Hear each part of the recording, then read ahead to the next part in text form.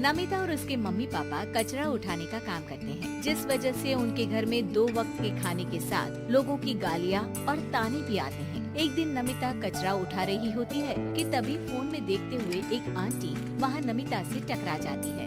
छी छी, ए लड़की, तू देखकर नहीं चल सकती क्या? पर मैम साहब, मैं तो अपनी जगह पर ही हूँ, आप फोन में देखते हुए चल रही थी। अये, एक कचरे वाली होकर मुझसे जुबान लड़ाती है। अब घर जाकर दोबारा नहाना पड़ेगा, पूरा गंदा कर दिया, कितनी बदबू आ रही है। ऐसा बोलती हुए आंटी वहाँ से चली जाती है और उनकी बातों से दुखी नमिता आंखों में आंसू लिए काम करती रहती है। इसी तरह दिन बीतते हैं और एक दोपहर नमिता अपनी मस्ती में गाना गुनगुनाते हुए कचरा इकट्ठा कर रही होती है कि तभी जिंदगी एक सफर है सुहाना, यहाँ कल क्या हो किसने जाना। तभी उसकी टक्कर मोहन से हो जाती है। अरे देख कर काम करो। मुझे माफ कर दीजिए साहब, गलती से टक्कर हो गई, मैंने जानबूझकर कुछ नहीं किया। ऐसा कोई जानबूझकर भला करेगा भी क्यों? कुछ नहीं होता। सोचा नहीं था कि कभी कोई मेरे साथ इतने अच्छे से बात करेगा। अरे जो नहीं करता वो इंसान कहलाने के लायक नहीं। तुम्हें उनके बारे में सोचना तक नहीं चाहिए। मोहन वहाँ से चला जाता है और नमिता उसकी बात को सोचते हुए दोबारा काम पर लग जाती है। इसी तरह समय बीतता रहता है। एक सर्दियों की सुबह कचरा उठाते हुए नमिता ठंड की वजह से पास के घर की सीढ़ियों पर ओट लेकर बैठ जाती है। कुछ ही देर बाद उस घर की मालकिन वहाँ आ जाती है। हाय तौबा, मेरा सारा घर गंदा कर दिया। अरे मैं घर के सामने गंदगी नहीं होने देती और तू पूरी की पूरी गंदगी मेरे घर की सीढ़ियों पर ही आकर बैठ गई। मालकिन, ठंड बहुत है इसलिए कुछ देर बैठ गई, अभी चली जाती हूँ और सफाई भी कर दूंगी। अरे यहाँ बैठकर घर पहले ही गंदा कर चुकी है, अब छूकर अशुद्ध भी करना चाहती है। अपनी माँ के चिल्लाने की आवाज सुनकर मोहन घर से बाहर निकल आता है, जहाँ नमिता को देख वो किसी तरह अपनी माँ को शांत करके घर में वापस भेज देता है। मुझे माफ कर दीजिए मालिक, गलती हो गई। अरे प्लीज मुझे मोहन बुलाओ और अपनी माँ की तरफ से मैं माफी मांगता हूँ। अरे नहीं मालिक, लोग वैसे भी हमें इंसान समझते ही कहाँ है, इसलिए अब इन सब की आदत है। अगर इन सब की बातों को बुरा लगाने लगे तो भूखे ही मर जाएंगे। वैसे तुम्हें ठंड में इन पतले फटे कपड़ों की जगह मोटे और गर्म कपड़े पहनने चाहिए। मेरे पास इतनी चॉइस नहीं है, जो है बस यही है। और जब घर में मम्मी पापा भूखे बैठे हो तो क्या सर्दी और क्या गर्मी।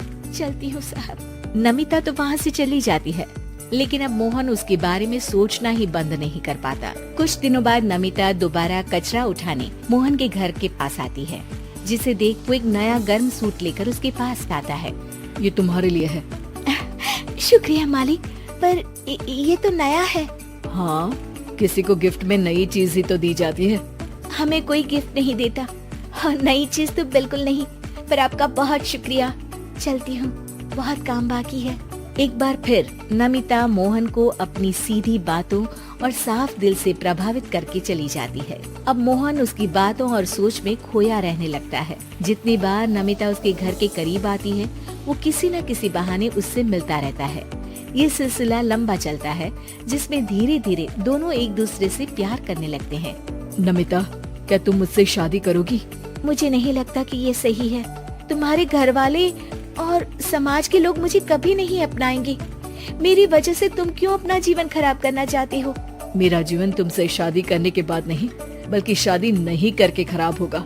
मेरी बात मानो, सब ठीक होगा, भरोसा रखो। मोहन के प्यार और उस पर भरोसे के साथ नमिता शादी के लिए हाँ कह देती है और अगले ही दिन वो दोनों कोर्ट मैरिज कर लेते हैं। इसके बाद मोहन नमिता को लेकर जैसे ही घर पहुंचता है, तो वहाँ उसकी मम्मी, जो अपनी सहेलियों के साथ किटी पार्टी कर रही होती है, उन्हें एक साथ देखकर हैरान रह जाती है। हाय राम, कल मुही करम जली। तुझे एक दिन सीढ़ियों पर बैठने के लिए कुछ जरा बहुत बोल क्या दिया। तूने तो बदला लेने के लिए मेरा बेटा ही फंसा लिया। अरे जिस लड़की की हमारे सामने खड़े तक होने की औकात नहीं, मोहन तू सीधा उससे शादी करके घर के अंदर ही ले आया। हाय हाय बहन, अब तुम समाज में क्या मुंह दिखाओगी? अरे मेरी बात मानो, अब बाहर निकलना ही बंद कर देना। आंटी जी, मेरी माँ का तो पता नहीं, पर आप आज बाहर निकलकर दोबारा इस घर में कदम मत रखना। अरे हम ऐसे कचरे वालों के घर में आकर अपनी इज्जत खराब करने का शौक भी नहीं रखते। अगर यही कचरे वाली आपके घर का कचरा उठाना बंद कर दे तो उस आलीशान मकान में आप 2 दिन भी नहीं रह सकती। पता है क्यों? क्योंकि आप जितनी गंदगी फैलाते हैं ना, उसे ये साफ करती है, इसलिए आपका घर साफ रहता है और आप उस पर घमंड कर पाती है। इस हिसाब से तो आप और हम कचरे वाले हुए। ये नहीं, कुछ भी हो, बीमारी, ठंड या गर्मी, ये हमेशा अपनी फिक्र ना करते हुए आपको सेफ एंड क्लीन रखने के लिए सफाई करने आती है और आप इसे ही गंदा बोलती है। शर्म करो।